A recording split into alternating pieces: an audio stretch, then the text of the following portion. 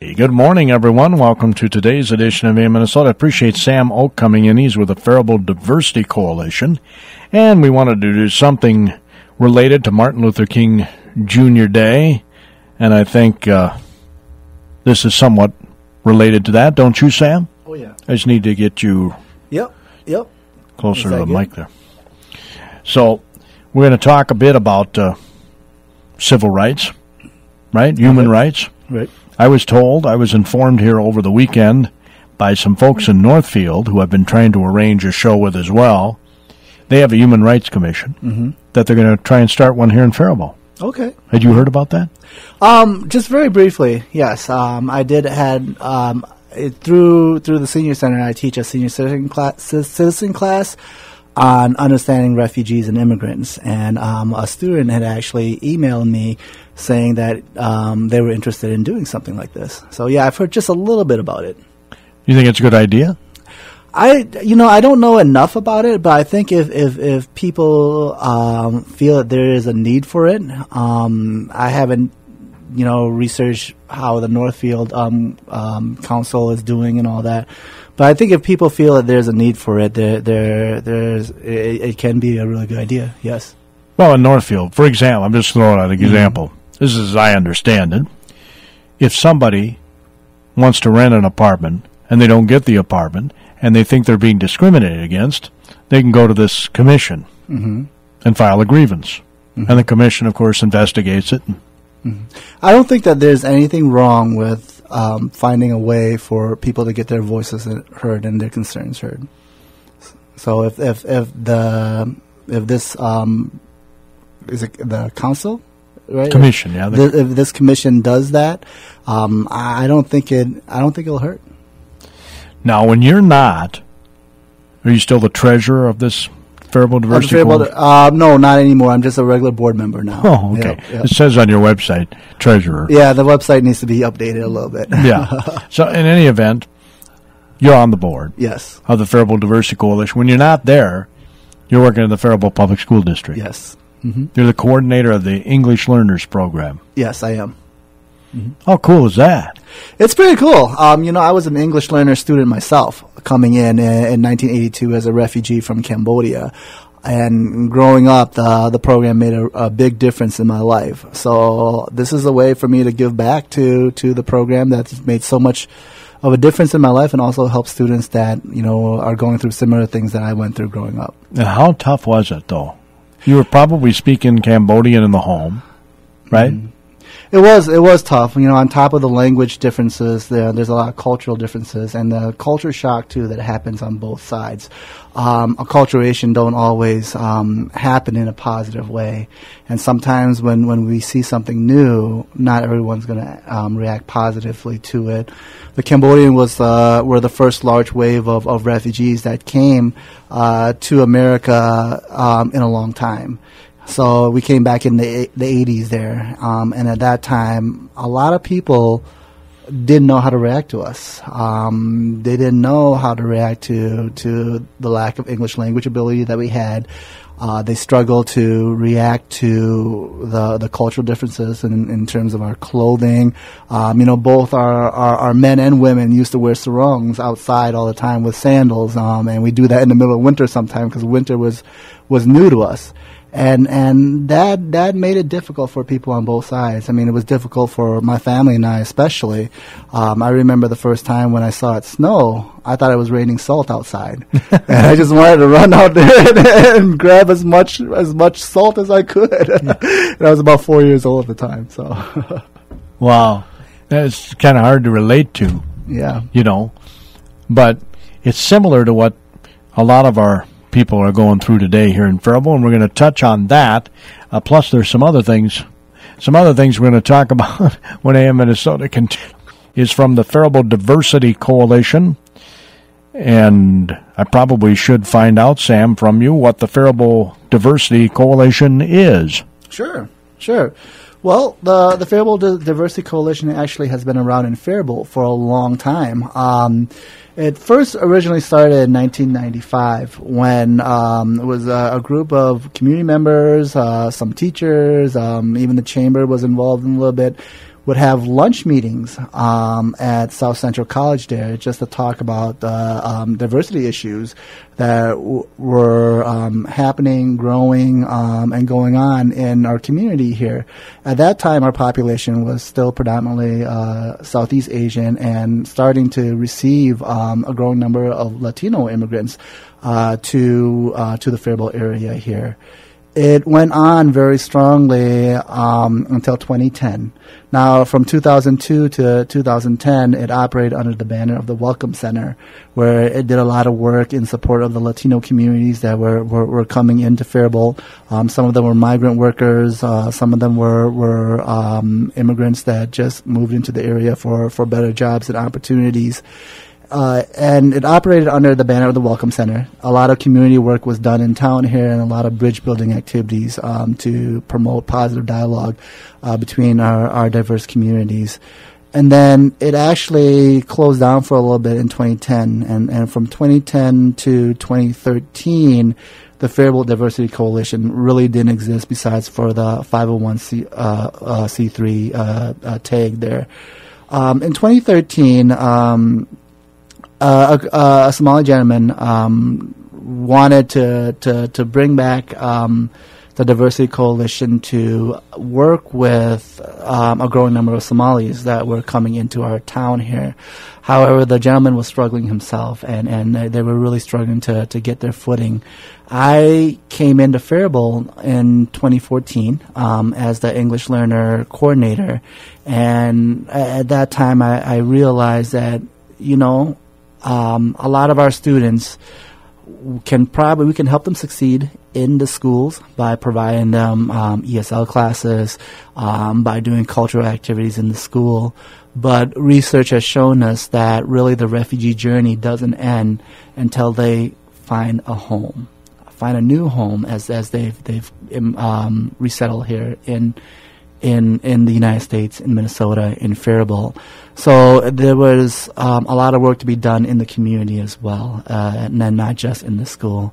So I was looking for an organization that can do that has a multicultural focus, that can engage both our mainstream community, our Caucasian community, and our minority community and our immigrant community in dialogue that will help everyone feel at home here, which is the mission of the Faribault Diversity Coalition, is to create a community where all is welcome and respected.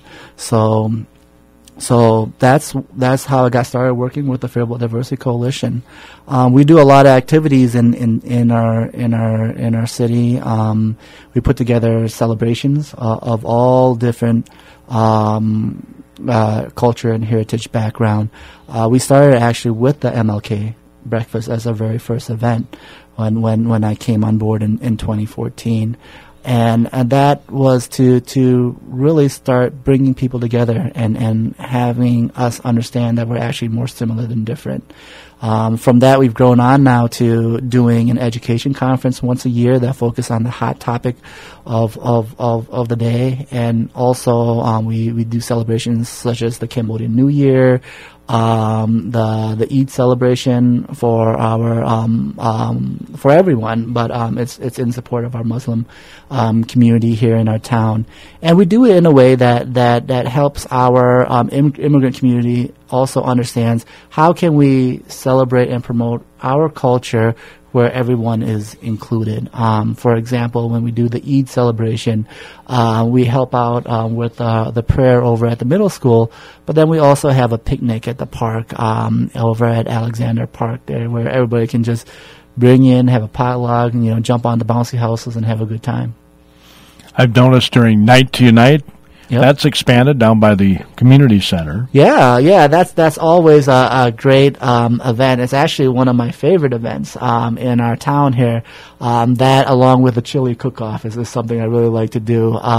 It's put together by our chamber and I believe the Main Street community.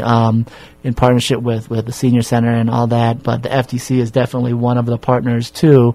And I bring in my wife's recipe of Cambodian beef sticks.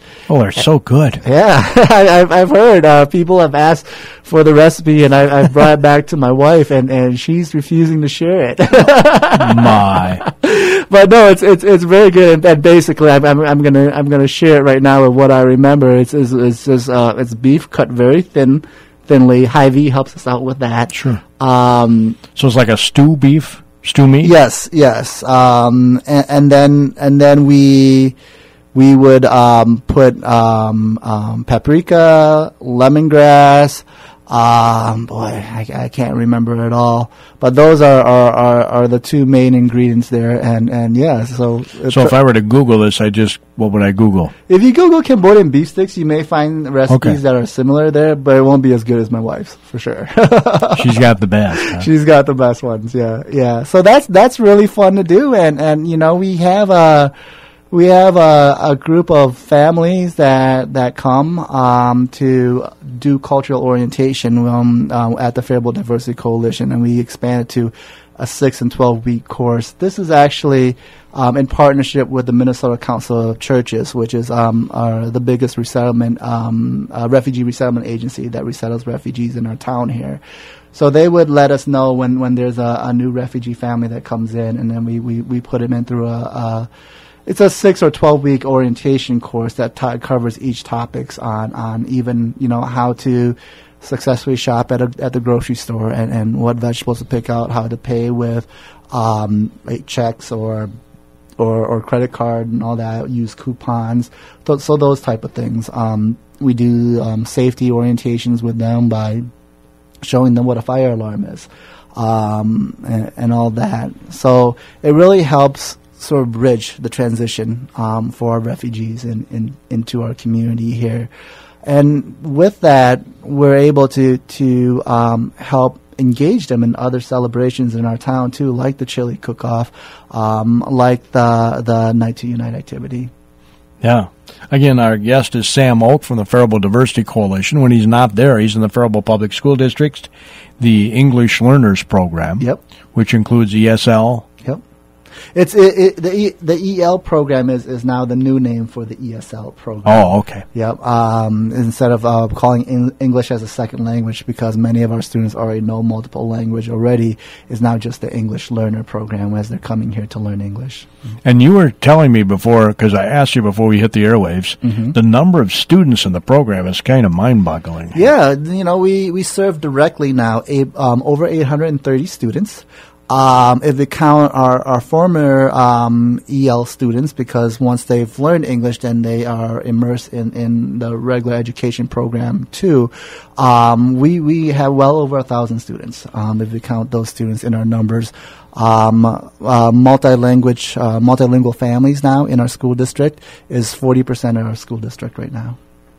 40%. Yep. Of the Faribault Public School District. Yep, and we have over 20 different languages in our school district. Spanish and Somali is the biggest one, but we have Noor and Anyuk, which is a tribal Sudanese language. We still have language, Cambodian, Vietnamese, Chinese. Cambodian and Vietnamese still second generation now from our immigrants and refugees that came here in the 80s. We have new Chinese students that are coming in too. Their families open restaurants here in our town, and they do very well integrating with our community. And that's just the Faribault Public School District alone. Shattuck has an ESL, community, and I believe other schools do too. Shattuck has a number of students from abroad, too. Yes, they have a number of students from abroad, and they have an ESL program as well, too. I work very closely with the ESL teachers over there, and in fact, we have Shattuck students speaking right now at our MLK breakfast going on at South Central. Isn't that awesome? I think that's cool. So the idea behind all this is to make people feel welcome, right? Yes. Something did you feel welcome when you first got here? It took time. It really did. And when I was growing up and going through some of the struggles, it didn't always hit me as to what was going on. I didn't always understand everything that was going on. But I've done research myself now on acculturation and different adaptive patterns of acculturation. And no, when I first started, it was very difficult. Actually, one of the very first memory that I had of being alive was I was playing outside on the sidewalk in my front yard, and a group of teenagers were riding by on their bikes, and they were making noises pretending to be in an Asian language, and they spat at me. And I was only 4 years old at that time, but it was one of my first memory of life. So yeah, I don't always feel welcome at times, but I know that there are a lot of good people working to help us out. You know, when I was a child, I had a lot of great teachers and a lot of community members that really helped me not only learn about the American culture and the English language, but also helped me learn about my culture, because I came here when I was 2 years old. Sure. You know, my family were refugees. My mother was very young herself when she went through the refugee struggle. So what we remembered more was actually refugee culture instead of Cambodian culture. So there were teachers, community members that helped me research and learn about myself, my own culture, and they helped me share a bit of me with everyone too. As a child, I was a part of the Cambodian folk dance group, and we performed all over Rochester and southern Minnesota too. And that really helped me. It really helped me bridge the two cultures. I was able to pick the best of both worlds and move forward with it. You still do that. I know down at the night tonight, it was fun to watch. I do. Well, I think it is a way. I mean, art, food, dance, music, it's really a way to bring people together. And really that's one of the biggest focus of the Faribault Diversity Coalition. And now the school district too. I'm really trying to do a lot in the school district to help our community members and our my colleagues embrace that as well. That helping the kids learn their traditional dances, understand some of their traditional cultures and celebrations, is a way for them to empower themselves, develop high ethnic identity, which in turn allow them to assimilate easier into our culture. Because integration happens when people of both sides can bring something to the table, and this helps the students do that. Well, you know, because you work with that age group every day. Yep. Teens, it's a difficult age group. It is. Yep. I mean, they're not always inclusive with people of their own. Yes. If you know what I'm saying. Yes. You know, yeah, even without all the culture and language barrier, being a teenager is a difficult time of life, right? And also a very interesting time of life, too.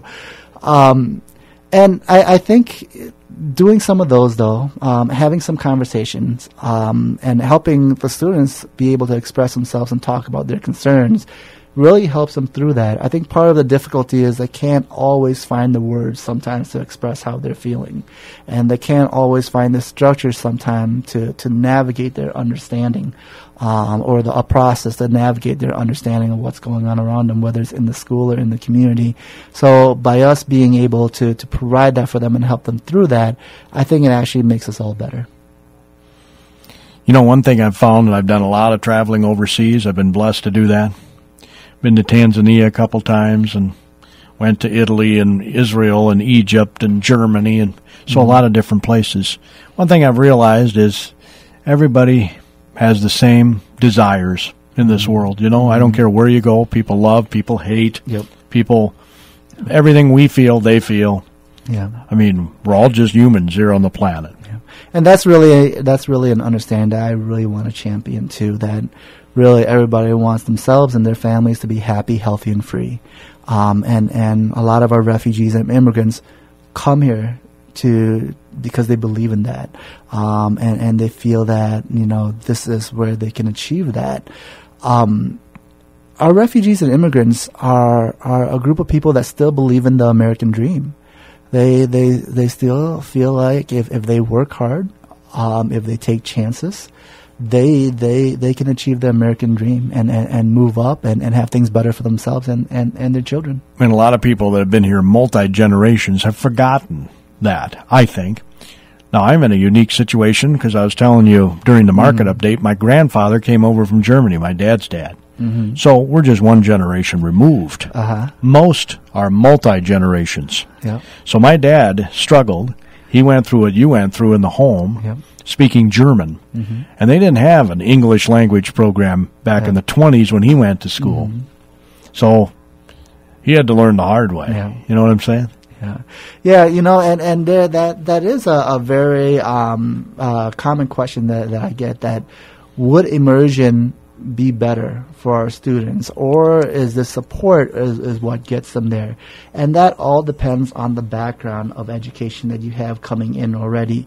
Now, the traditional English learner usually come in educated in their native language, have that experience of going to school. So at that time, when they come in, they only have to navigate the English. They got the content areas in math and even understanding science. We actually experienced that some of our students from abroad are actually higher in math and science than our students too. But that's the traditional English learner. For our refugees, for some of our immigrants that have come here very young through a tough journey through Latin and South America, they don't have that education sometimes. You know, it's a category now that we call our SLIFE students, students with limited or interrupted formal education. For a student in a refugee camp who doesn't have formal schooling, don't have books, struggle to even find shoes, when they come in here, it's not just about learning English anymore, but really even just learning how to go to school. And the older that they come in, the harder it is for them to catch up. And that's where we see ESL instruction as being very necessary.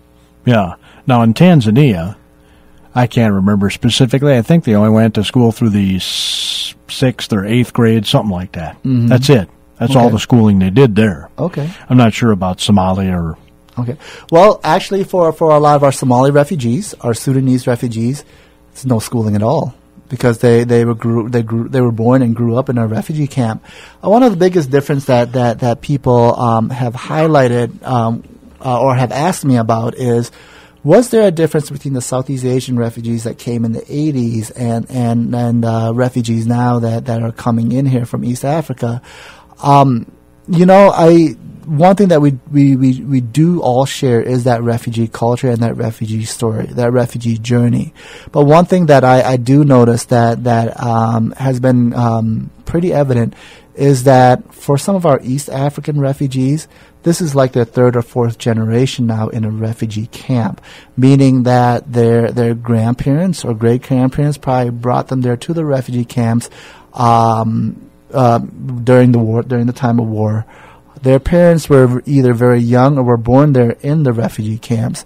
Their parents lived most of their life in the refugee camps and had kids, had them there in the refugee camp. So they've struggled for a long time in a refugee camp, which the economy and society is very unexistent. So it makes the transition a little bit harder too when they're coming into our community here. It takes time to really adjust to everything and get yourself back on your feet. I'll bet. Now, before we go, I wanted to get your thoughts on Daca. The president, wants to get rid of the program. My thoughts on it? Well, each case is very unique. I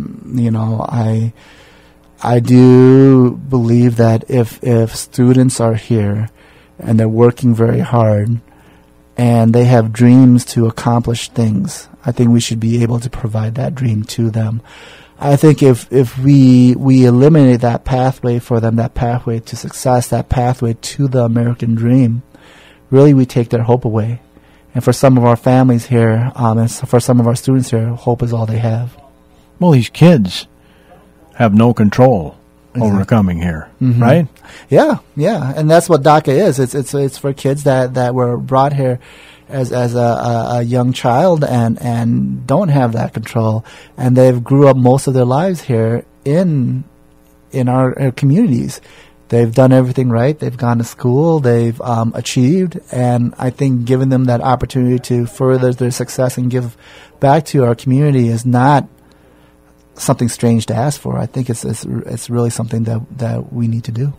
So do you see the schools as being inclusive? I mean, you work in the schools, you work with these English learners every day. Are they feeling welcome here or not? I'm doing a blanket statement here. Obviously, there's some that don't feel welcome, and there's some that do. But by and large, what are you thinking? By and large, I think our students are doing well, and we're moving in the right direction to putting supports in place to help them be even more successful than they already are. I think we still have a ways to go, though, and every one of us need to work diligently in the school district to make sure that all our students are able to reach their full potential. Well, someone said it takes a village to raise a child, so the rest of us have some responsibility in this too, right? Yep, I was just going to get to that because sorry. The research says that a refugee's journey doesn't end until they have discovered home again, because a refugee is someone that had their homes taken away from them very violently. So they continue on to be a refugee until they're able to feel at home in their community. So that the work in the community is definitely needed to help promote that understanding, help hear the voices of the struggles of our refugees and communities, and be able to share a bit of ourselves with them too. I do believe that, many of us, the majority of us, has an immigrant story. Our ancestors were immigrants, and throughout the time there were struggles and there were successes. Now, throughout the years, we've been focused more on successes than our struggles. However, those struggles were there, and if we can share those stories with each other, I think it'll just bring us a lot closer together. Awesome. Thanks, Sam. Appreciate your being here. That concludes today's edition of AM Minnesota on KDHLAM Faribault, Minnesota.